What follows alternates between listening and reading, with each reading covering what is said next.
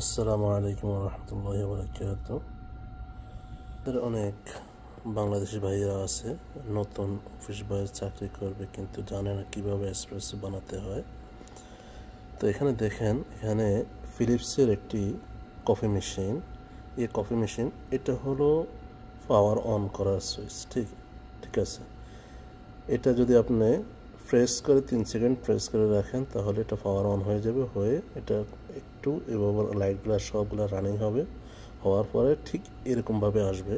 আসার পরে আপনি যেটা করবেন সেটা হলো এসপ্রেসো, এখানে আপনি ক্লিক করবেন। ঠিক আছে।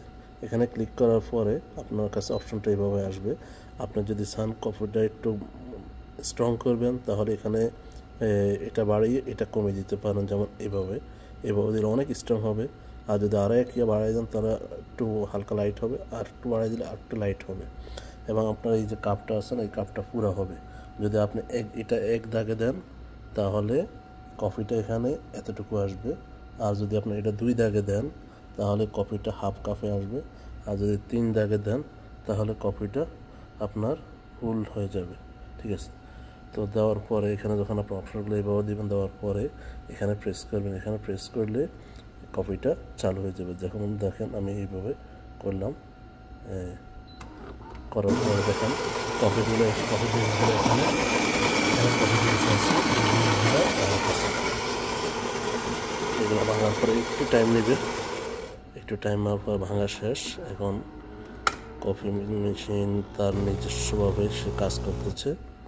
সে নিজস্বভাবে কাজ করে ওটা এখন কফি আসবে।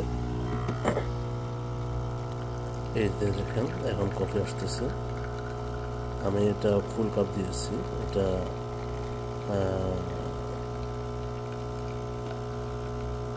লাইট দিয়েছি। ঠিক আছে, লাইট এসপ্রেসো। ব্যাস আমার কফি রেডি হয়ে গেছে। ধন্যবাদ সবাইকে।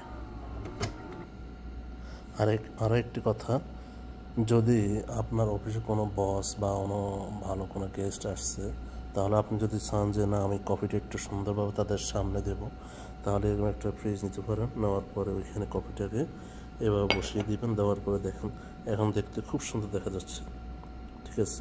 তো এখানে দিবেন, এখানে দেওয়ার পরে এইভাবে আপনার যে বস অথবা আপনার যে গেস্ট আছে, অনেক ভিআইপি গেস্ট আসে, তাদেরকে দিবেন। ঠিক আছে।